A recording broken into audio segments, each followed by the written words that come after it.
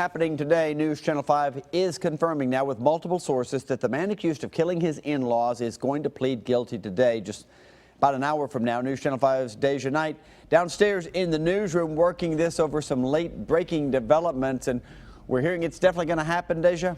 Well, Steve, those close to the investigation, they say that Richard Parker is expected to change his plea to guilty. Now, he will face a judge in Wilson County, just like you said, in 1 hour. He's accused of using a package bomb to kill his wife's parents in Lebanon. Now, Sky 5 HD was on the scene back in February, shortly after that explosion. 74-year-old John Setzer and his wife, 72-year-old Marion Setzer, were killed in that blast. So if you're wondering, why would he change his plea to guilty? He had already entered a not guilty plea. Well, that is because we're told he's working with the prosecutors to cut a deal, and if he pleads guilty, it will take the death penalty off the table. Of course, there's still 1 hour for him to change his mind. Steve, we have a crew on the way to Wilson County right now. We'll keep you updated here and online. Deja, thank you very much. Also new this morning for you, a fight that began in a thrift shop ended up with a woman being stabbed. Police were called to a home on Alhambra Circle just off Dickerson Road around 11 last night.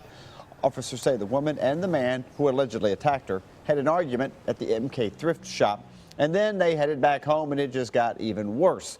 The woman was stabbed and taken to the hospital. She should be okay though. A man was taken into custody. Police say they're still sorting out who was the main instigator in that attack.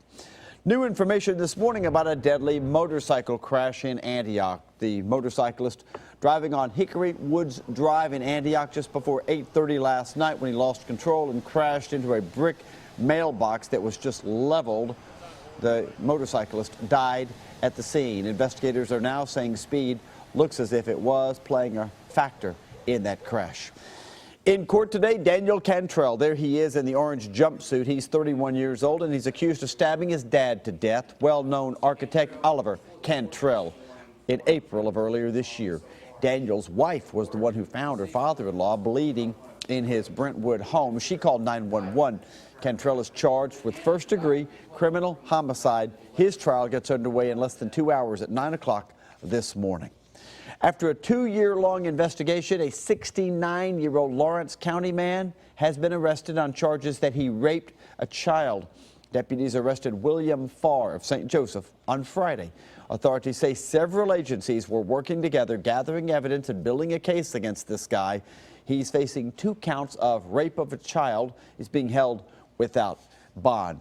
And also on the same day, Lawrence County deputies arrested this man, 55-year-old Robert Peck. He lives in Loretto. They say he victimized a child and he was indicted on 1 count of aggravated sexual battery. He is also being held without bond this morning.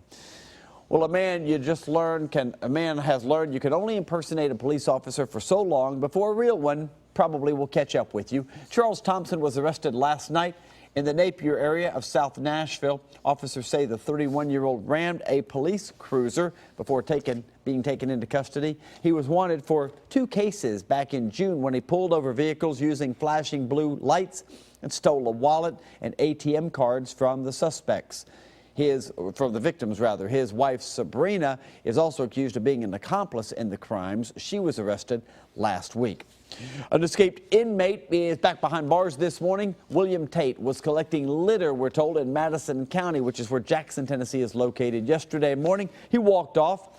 He was missing less than 10 hours before a tip helped U.S. Marshals locate him near a Days Inn. He was expected to be released from jail next April, but now he won't be. He'll probably be getting more time.